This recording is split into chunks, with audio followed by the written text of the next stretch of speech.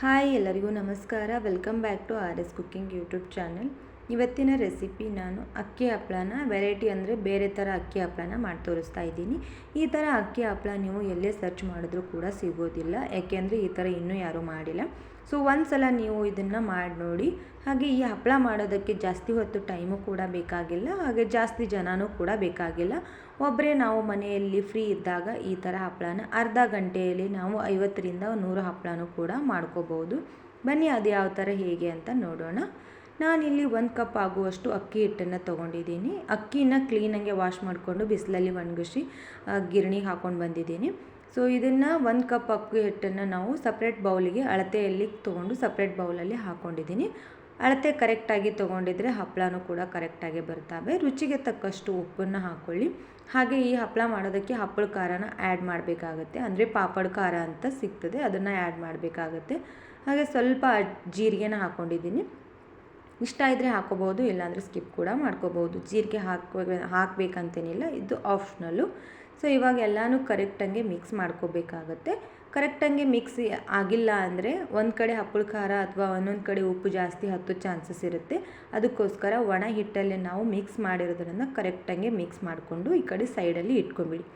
ಇವಾಗ ನೀರು ನಾವು ಎಷ್ಟು ತೊಗೋಬೇಕಂತ ಪರ್ಫೆಕ್ಟ್ ಅಳತೆ ಏನೂ ಬೇಕಾಗಿಲ್ಲ ಈ ಥರ ಹಪ್ಪಳ ಮಾಡೋದಕ್ಕೆ. ನಾನು ಒಂದು ಬೌಲ್ ಹಾಕ್ಕೊಂಡು ಅದಕ್ಕೆ ಸ್ವಲ್ಪ ಎಕ್ಸ್ಟ್ರಾ ನೀರನ್ನು ಹಾಕ್ಕೊಂಡು ಕುದಿಸೋಕೆ ಇಡ್ತಾಯಿದ್ದೀನಿ. ಒಂದು 10 ನಿಮಿಷವರೆಗೂ ಕುದಿಸ್ಬೇಕಾಗತ್ತೆ. ನೀರು ಚೆನ್ನಾಗಿ ಕುದಿ ಬಂದ ಮೇಲೇ ತೆಗಿಬೇಕಾಗತ್ತೆ, ಏಕೆಂದರೆ ಹಪ್ಪಳ ಕುದ್ದಿದ ನೀರಿಲ್ಲ ಅಂದರೆ ಹಪ್ಪಳ ಸರಿಯಾಗಿ ಬರೋದಿಲ್ಲ. ಸೊ ಈ ಥರ ಕುದಿಬೇಕು. ಆಮೇಲೆ ಏನು ಮಾಡಬೇಕು, ಸ್ವಲ್ಪ ಹಾಕ್ಕೊಂಡು ಹಿಟ್ಟನ್ನು ಕಲಿಸ್ಕೋಬೇಕಾಗತ್ತೆ. ಈ ಥರ ಸುಡು ನೀರಲ್ಲಿ ಕೈ ಹಾಕಕ್ಕೆ ಹೋಗಬೇಡಿ. ಸ್ಪೂನ್ನ ತೊಗೊಂಡು ಜಸ್ಟ್ ಮಿಕ್ಸ್ ಮಾಡ್ಕೊಂಡ್ಬಿಡಿ. ನಂತರ ನಾವು ಬೇಕಿದ್ರೆ ಕಲಿಸ್ಕೋಬೋದು. ಆರದ್ಮೇಲೆ ಒಮ್ಮೆ ನೀರು ಹಾಕೋದ್ರಿಂದ ಹಿಟ್ಟು ಅಳಸಾಗಿ ಬರುತ್ತೆ. ಅದಕ್ಕೋಸ್ಕರ ಸ್ವಲ್ಪ ನೀರು ಹಾಕ್ಕೊಂಡು ಕಲಿಸ್ಕೊಂಡ್ರೆ ಹಿಟ್ಟೂ ಕೂಡ ಕರೆಕ್ಟಾಗಿ ಬರುತ್ತೆ. ಒಂದು ಸಪ್ರೇಟಲ್ಲಿ ನಾನು ಹಾಕ್ಕೊಂಡು ಮತ್ತೆ ಕಲಿಸ್ಕೊಂಡು ತೋರಿಸ್ತಾ ಇದ್ದೀನಿ ನೋಡಿ. ಕೈಲೇ ಹಿಟ್ಟು ಆರದ ಮೇಲೇ ಕೈಲೇ ಕಲಿಸ್ಬೇಕು, ಇಲ್ಲಾಂದರೆ ಸುಡ್ತಾ ಇರುತ್ತೆ. ಅದಕ್ಕೋಸ್ಕರ ನೋಡಿ ಈ ಹದ ಬರೋವರೆಗೂ ನಾನು ಕಲಿಸ್ಕೊಂಡಿದ್ದೀನಿ. ತೀರಾ ಗಟ್ಟಿಯಾಗಿ ಕಲಿಸ್ಕೊಳ್ಳೋಕೆ ಹೋಗಬೇಡಿ. ಚಪಾತಿ ಹಿಟ್ಟಿನ ಹದಕ್ಕೆ ಅಥವಾ ರೊಟ್ಟಿ ಮಾಡೋ ಹಿಟ್ಟಿನ ಹದ ಇರಬೇಕು ನೋಡಿ. ಈ ಸಲ ಸಪ್ರೇಟ್ ಮಾಡಿಕೊಂಡು ಸ್ವಲ್ಪ ತೊಗೊಂಡು ಸಪ್ರೇಟ್ ಮಾಡಿಕೊಂಡು ಒಂದೊಂದಾಗಿ ಉಳ್ಳೆನ ಮಾಡ್ಕೋಬೇಕು.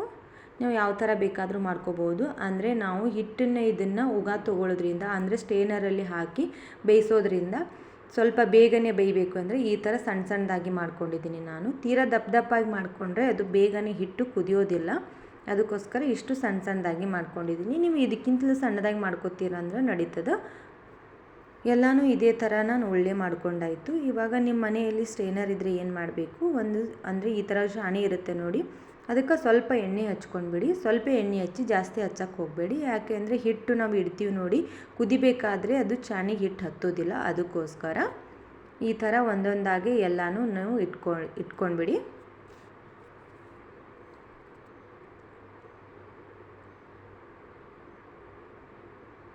ಈ ಕಡೆ ಹಾಗೆ ಒಂದು ನೀವು ಏನಾದರೂ ಅಂದರೆ ಚಾಣಿ ಹಿಡಿಯೋಷ್ಟು ಯಾವುದಾದ್ರು ಒಂದು ಬೌಲ್ನ ತೊಗೊಂಡು ನೀರು ಕುದಿಯೋಕೆ ಇಟ್ಕೊಂಡ್ಬಿಡಿ. ನಾನಿಲ್ಲಿ ಒಂದು ಬುಟ್ಟಿನ ತೊಗೊಂಡು ಅದು ನೀರು ಕುದಿಯೋಕೆ ಇಟ್ಕೊಂಡಿದ್ದೀನಿ. ಆ ಕಡೆ ಆ ನೀರು ಕುದ್ದಾದ್ಮೇಲೆ ಇದನ್ನು ನಾವು ಅಲ್ಲಿ ಬುಟ್ಟಿ ಒಳಗೆ ಇಡಬೇಕಾಗುತ್ತೆ. ನೀವು ಬೇಕಿದ್ದರೆ ತವಾ ಒಳಗೂ ಕೂಡ ಈ ಚಾಣಿನ ಇಟ್ಕೋಬೋದು ನೋಡಿ. ನಾನಿಲ್ಲಿ ಒಂದು ಬೌಲ್ ಅಂದರೆ ಬುಟ್ಟಿನ ತೊಗೊಂಡು ಅದರಲ್ಲಿ ಈ ಥರ ಇಟ್ಕೊಂಡು ಕುದಿಸ್ಕೊತಾ ಇದ್ದೀನಿ. ನೀವು ಬೇಕಿದ್ದರೆ ತವಾ ತೊಗೊಂಡ್ರೆ ತವಾ ಅಲ್ಲಿ ಕೂಡ ನಡೀತದೆ. ಆದರೆ ಜಾಸ್ತಿ ಪ್ರಮಾಣದಲ್ಲಿ ಮಾಡ್ತಿದ್ರೆ ಈ ಥರ ಬುಟ್ಟಿನ ಇಟ್ಕೊಳ್ಳೋದ್ರಿಂದ ಬೆಸ್ಟು. ಅಂದರೆ ನೀರು ಕುದ್ದು ಚಾಣಿಯಲ್ಲಿ ಈ ಥರ ಉಗಿ ಬರಬೇಕಾಗತ್ತೆ. ಸೊ ಹಿಟ್ಟು ಹೇಗೆ ಚೆಕ್ ಮಾಡೋದು ಅಂದರೆ ಈ ಥರ ಪ್ರೆಸ್ ಮಾಡಿ ನೋಡಬೇಕು. ಕೈಗೆ ಹಿಟ್ಟು ತಾಗಿಲ್ಲ ಅಂದರೆ ಹಿಟ್ಟು ಕುದ್ದಿದೆ ಅಂತ ಅರ್ಥ. ಒಂದೊಂದಾಗೆ ತೊಗೊಂಡು ಒಂದು ಕಾಟನ್ ಬಟ್ಟೆ ತೊಗೋಬೇಕಾಗುತ್ತೆ, ಏಕೆಂದರೆ ಹಿಟ್ಟು ಸುಡ್ತಾ ಇರುತ್ತೆ. ಇಲ್ಲಿ ಮೇನ್ ಬಂದುಬಿಟ್ಟು ಹಿಟ್ಟು ಕರೆಕ್ಟಂಗೆ ಕುದ್ದಿದ್ದಿಲ್ಲ ಅಂದರೆ ಹಪ್ಪಳ ಬರೋದಿಲ್ಲ ಫ್ರೆಂಡ್ಸ್. ಹಾಗೆ ಹಪ್ಪಳ ಕೂಡ ಅದು ದೊಡ್ಡದಾಗಿ ಅರಳೋದಿಲ್ಲ. ಈ ಥರ ಕಾಟನ್ ಬಟ್ಟೆಯಲ್ಲಿ ಹಾಕ್ಕೊಂಡು ನಾವು ಮಿದ್ಕೋಬೇಕು ಸಪ್ರೇಟಾಗಿ. ಆ ನಂತರ ಕೂಡ ಕೈಯಲ್ಲಿ ಕೂಡ ನಾವು ಮಿದ್ಕೋಬೇಕು. ಯಾಕೆ ಅಂದರೆ ಹಪ್ಪಳ ಕರೆಕ್ಟಂಗೆ ಬರಬೇಕಂದ್ರೆ ಸಾಫ್ಟ್ ಆಗಬೇಕು ಹಿಟ್ಟು. ಎಲ್ಲೂ ಕೈಯಲ್ಲಿ ಒಂದು ಚೂರೂ ಹತ್ತಬಾರ್ದು. ಹಾಗೆ ಹಿಟ್ಟು ನಿಮಗೆ ಸ್ವಲ್ಪ ಬಿರುಸು ಅನಿಸಿದರೆ ಮತ್ತೆ ಸ್ವಲ್ಪ ಬಿಸಿ ನೀರು ಹಾಕ್ಕೊಂಡು ಮೆತ್ತಗೆ ಕೂಡ ಮಾಡ್ಕೋಬೋದು, ಪರವಾಗಿಲ್ಲ, ನಡೀತದೆ. ಸೊ ಎಲ್ಲ ಹಿಟ್ಟು ರೆಡಿ ಆದಮೇಲೆ ನಾನಿವಾಗ ಹಪ್ಪಳ ಮಾಡೋದಕ್ಕೆ ಈ ಥರ ಒಂದು ಕಾಗದ ಪೇಪರ್ನ ತೊಗೊಂಡಿದ್ದೀನಿ. ನಿಮ್ಮ ಹತ್ರ ಹಪ್ಪಳ ಮಷಿನ್ ಇದ್ದರೆ ಅದಕ್ಕೆ ಹಾಕ್ಕೊಂಡು ಮಾಡ್ಕೋಬೋದು. ಇಲ್ಲ ನಿಮ್ಮ ಹತ್ರನೂ ಅಂದರೆ ಈ ಥರ ಕಾಗದ ತೊಗೊಳ್ರಿ. ಇದು ಥರ ಕಾಗದ ಇಲ್ಲ ಅಂದರೆ ಏನು ಮಾಡಿರಿ, ಒಂದು ಎಣ್ಣೆ ಪ್ಯಾಕೆಟ್ ಇರುತ್ತೆ ನೋಡಿ, ಆ ಕಾಗದಲ್ಲಿ ಕೂಡ ಕಟ್ ಮಾಡಿಕೊಂಡು ನೀವು ಮಾಡ್ಕೋಬೋದು. ಈ ಥರ ನಾನು ಉದ್ದ ಇರೋ ಕಾಗದನ ತೊಗೊಂಡು ಜಸ್ಟ್ ಅಲ್ಲೇ ಫೋಲ್ಡ್ ಮಾಡಿ, ಒಂದು ಬಟ್ಟಲು ಇರುತ್ತೆ ನೋಡಿ, ನಿಮ್ಮ ಮನೆಯಲ್ಲಿ ಯಾವ ಸೈಜ್ ಇರುತ್ತೆ ಆ ಸೈಜಲ್ಲಿ ತೊಗೊಂಡು ಅದರಲ್ಲೇ ಪ್ರೆಸ್ ಮಾಡಿಬಿಟ್ರೆ ಸಾಕು, ದೊಡ್ಡದಾಗಿ ಅರಳ್ತವೆ ಹಪ್ಪಳ. ನಾವು ಬೇಕಿದ್ದರೆ ಸೈಜನ್ನು ಒಂದೇ ಸೈಜಲ್ಲಿ ಬೇಕಿದ್ರೆ ಏನು ಮಾಡಬೇಕು ಅಂದರೆ ಅದೇ ಬಟ್ಟಲಲ್ಲಿ ನಾನು ಪ್ರೆಸ್ ಮಾಡಿ ಸೈಜನ್ನು ಮಾಡ್ಕೋತಾ ಇದ್ದೀನಿ. ಸುತ್ತ ಇರೋದನ್ನೆಲ್ಲ ತೆಗೆದು ಕರೆಕ್ಟಂಗೆ ಒಂದೇ ಸೈಜಲ್ಲಿ ಹಪ್ಪಳ ಬೇಕು ಅಂದರೆ ಈ ಥರ ಮಾಡ್ಕೊಳ್ಳಿ. ನಾನು ಎಲ್ಲ ಹಪ್ಪಳನೂ ಇದೇ ಥರ ಮಾಡ್ಕೋತಾ ಇದ್ದೀನಿ. ಇದು ಒಂದು ಮೆಥಡ್ ತೋರಿಸಿದ್ದೀನಿ, ಇನ್ನೊಂದು ಮೆಥಡು ಕೂಡ ಇದೆ, ಆ ಮೆಥಡು ಕೂಡ ತೋರಿಸ್ತೀನಿ. ಸೊ ನಿಮಗೆ ಯಾವ ಮೆಥಡ್ ಈಸಿ ಆಗುತ್ತೆ ಆ ಮೆಥಡಲ್ಲೇ ನೀವು ಮಾಡ್ಕೋಬಹುದು. ಸೊ ಜಾಸ್ತಿ ಈ ಮೆಥಡಲ್ಲಿ ಮಾಡ್ಕೊಳ್ಳೋದ್ರಿಂದ ಟೈಮು ಕೂಡ ಸೇವ್ ಆಗೋದಿಲ್ಲ. ಟೈಮು ಸೇವ್ ಆಗಬೇಕಂದ್ರೆ ನಾನು ಇನ್ನೊಂದು ಮೆಥಡ್ ಹೇಳ್ತೀನಿ, ಆ ಮೆಥಡಲ್ಲಿ ಕೂಡ ಮಾಡಿಕೊಂಡ್ರು ಚೆನ್ನಾಗಿರುತ್ತೆ ಹಪ್ಪಳ. ನೋಡಿ ಈ ಥರ ಒಂದೊಂದಾಗಿ ಮಾಡ್ಕೊಳ್ಳೋರು ಇಷ್ಟ ಇದ್ದರೆ ನೀವು ಮಾಡ್ಕೊಳ್ಳಿ, ಇಲ್ಲ ಇನ್ನೊಂದು ಥರ ಹೇಳ್ತೀನಿ ಅಂತ ಹೇಳಿದ್ದೀನಲ್ಲ, ಇವಾಗ ಬನ್ನಿ ತೋರಿಸ್ತೀನಿ. ನೋಡಿ ಎಷ್ಟು ಮೆತ್ತಗೆ ಬರ್ತವೆ ಹಪ್ಪಳ, ಎಷ್ಟು ತೆಳ್ಳಗಾಗಿ ಕೂಡ ಬರ್ತಾವೆ ಹಪ್ಪಳನ. ಒಂದೇ ಸೈಜಲ್ಲಿ ಮಾಡ್ಕೊಳ್ಳೋದ್ರಿಂದ ನೋಡೋಕ್ಕೂ ಕೂಡ ಚೆನ್ನಾಗಿ ಕಾಣಿಸುತ್ತೆ, ಅದಕ್ಕೋಸ್ಕರ. ಇವಾಗ ಇನ್ನೊಂದು ಸೈಜ್ ಮಾಡ್ಕೋಬೇಕಂದ್ರೆ ಕಾಗದ ಏನು ಬೇಕು, ದೊಡ್ಡದು ಬೇಕಾಗುತ್ತೆ. ಸೊ ನಾನು ಈ ಥರ ಕಾಗದನ ತೊಗೊಂಡಿದ್ದೀನಿ. ಚಪಾತಿ ಮಾಡ್ತೀವಿ ನೋಡಿ, ಆ ಹಿಟ್ಟಿನಷ್ಟು ಕೂಡ ಒಂದು ಉಳ್ಳಿ ತೊಗೋಬೇಕಾಗುತ್ತೆ. ಚಪಾತಿ ಹಿಟ್ಟು ಮಾಡೋಕ್ಕೆ, ಒಂದು ಚಪಾತಿ ಮಾಡೋದಕ್ಕೆ ಎಷ್ಟು ಹಿಟ್ಟು ಬೇಕಾಗುತ್ತೆ ನೋಡಿ, ಅಷ್ಟು ಹಿಟ್ಟನ್ನು ತೊಗೊಂಡು ನಾನು ಈ ಥರ ರೌಂಡ್ ಮಾಡಿಕೊಂಡು ಚೆನ್ನಾಗಿ ಮಿದ್ಕೊಂಡು ಈ ಥರ ಪ್ರೆಸ್ ಮಾಡಿ ತೋರಿಸ್ತಾ ಇದ್ದೀನಿ. ಇದ್ರ ಮೇಲೆ ಮತ್ತೊಂದು ಕಾಗದನ ಇಟ್ಕೊಂಡು ನೋಡಿ, ಈ ಥರ ಮತ್ತೊಂದು ಕಾಗದ ಇಟ್ಕೊಂಡು ಲಟ್ಟಣಿಗೆ ಇರುತ್ತೆ ನೋಡಿ, ಅದರಲ್ಲೇ ನೀವು ಎಷ್ಟು ಬೇಕಾದರೂ ಪ್ರೆಸ್ ಹಾಕ್ಕೊಂಡು ತಿದ್ಕೋಬೋದು. ಯಾಕೆಂದರೆ ಕೆಳಗಡೆನೂ ಕೂಡ ಕಾಗದ ಇರೋದ್ರಿಂದ, ಮೇಲೇನೂ ಕಾಗದ ಇರೋದ್ರಿಂದ ಯಾವುದೇ ಥರ ಹಪ್ಪಳ ಹರಿಯೋದಿಲ್ಲ, ಹಾಗೆ ಕಟ್ಟು ಆಗೋದಿಲ್ಲ. ನೀವು ಎಷ್ಟು ಪ್ರೆಸ್ ಹಾಕಿ ತಿದ್ತೀರ ನೋಡಿ, ಅಷ್ಟು ತೆಳ್ಳಗಾಗಿ ಬರ್ತವೆ ಹಪ್ಪಳ. ಸೊ ಈ ಥರ ರೌಂಡಂಗೆ ದೊಡ್ಡದು ಮಾಡ್ಕೊಳ್ಳಿ. ನೀವು ಇದಕ್ಕಿಂತಲೂ ದೊಡ್ಡದು ಮಾಡ್ಕೊತಿದ್ರು ನಡೀತದೆ. ಜಾಸ್ತಿ ದೊಡ್ಡದು ಮಾಡ್ಕೊಳ್ಳೋದ್ರಿಂದ ಇನ್ನೂ ಬೇಗನೆ ಹಪ್ಪಳ ಆಗ್ತಾವೆ. ಸೊ ನಾನು ಇಷ್ಟಿಷ್ಟೇ ಮಾಡಿಕೊಂಡು ನೋಡಿ, ಹಿಂಗೆ ಈ ಥರ ಒಂದು ಬಟ್ಟಲನ್ನ ಹಾಕ್ಕೊಂಡು ಪ್ರೆಸ್ ಮಾಡಿಕೊಂಡು ಸಪ್ರೇಟಾಗಿ ತೊಗೊಂಡು ಬಿಡ್ತಾ ಇದ್ದೀನಿ.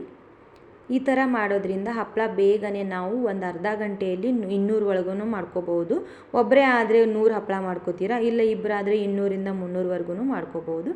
ಸೊ ಈ ಥರ ಕಟ್ ಮಾಡಿಕೊಂಡು ಸೈಜಲ್ಲಿ ನೋಡಿ ನಾನು ಮಾಡಿ ತೋರಿಸ್ತಾ ಇದ್ದೆ ನೋಡಿ, ಈ ಥರ ಮಾಡ್ಕೊಳ್ಳಿ.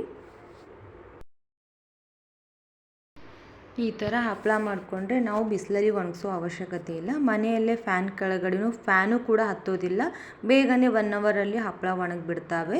ಇದನ್ನು ನಾವು ಯಾವ ಟೈಮಲ್ಲಿ ಬೇಕಾದರೂ ಮಾಡ್ಕೋಬೋದು. ಹಾಗೆ ನೆಕ್ಸ್ಟ್ ಡೇ ಏನು ಮಾಡಬೇಕು, ಬಿಸಿಲಲ್ಲಿ ಒಂದು ಡೇ ಒಣಗಿಸ್ಬಿಡಿ. ಯಾಕೆಂದರೆ ನಾವು ಸ್ಟೋರ್ ಮಾಡಿ ಇಡಬೇಕಂದ್ರೆ ಒಂದು ಅರ್ಧ ಗಂಟೆ ಅಥವಾ 1 ಅವರು ಬಿಸಿಲಲ್ಲಿ ಒಣಗಿಸಿ ಸ್ಟೋರ್ ಮಾಡಿರೋದ್ರಿಂದ ಹಪ್ಪಳ ಕೆಡೋದಿಲ್ಲ ಯಾವುದೇ ರೀತಿ. ನೋಡಿ ಎಷ್ಟು ಚೆನ್ನಾಗಿ ಬೆಳ್ಳಗೆ ಮತ್ತು ಎಷ್ಟು ತೆಳ್ಳಗೆ ಕೂಡ ಬರ್ತಾವೆ. ಸೊ ಒಂದು ಸಲ ಟ್ರೈ ಮಾಡಿ. ಹಾಗೆ ನಮ್ಮ ಚಾನಲ್ನು ಕೂಡ ನೀವು ಫಸ್ಟ್ ಟೈಮ್ ಏನರೇ ನೋಡ್ತಿದ್ರೆ ದಯವಿಟ್ಟು ಸಬ್ಸ್ಕ್ರೈಬ್ ಮಾಡ್ಕೊಂಡು ನೋಡಿರಿ. ಹಾಗೆ ವಿಡಿಯೋ ಇಷ್ಟ ಆಗಿತ್ತಂದ್ರೂ ಕೂಡ ಒಂದು ಲೈಕ್ ಕೊಡಿರಿ. ನೋಡಿ ನಾನು ಇಷ್ಟು ಹಪ್ಪಳನ ಬರೀ ಅರ್ಧ ಗಂಟೆಯಲ್ಲಿ ಮಾಡಿದ್ದೀನಿ, ಒಬ್ಬಳೇನೆ ಕೂತ್ಕೊಂಡು.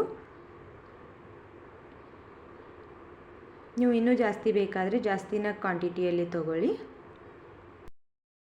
ಹಪ್ಪಳ ಒಣಗಿದ ಮೇಲೆ ಯಾವ ಥರ ಬರ್ತಾವಂತ ತೋರಿಸ್ತೀನಿ ನೋಡಿ. ಒಂದು ಹಪ್ಪಳನ ಕರೆದು ಸೊ ಜಸ್ಟ್ ಹಿಂಗೆ ಎಣ್ಣೆಯಲ್ಲಿ ಹಾಕಿ ಪ್ರೆಸ್ ಮಾಡಿಬಿಟ್ರೆ ಸಾಕು, ಹಪ್ಪಳ ರೆಡಿಯಾಗಿಬಿಡ್ತವೆ. ನೋಡಿ ಎಷ್ಟು ಚೆನ್ನಾಗಿ ಬೆಳ್ಳಗೆ ಬರ್ತಾವೆ.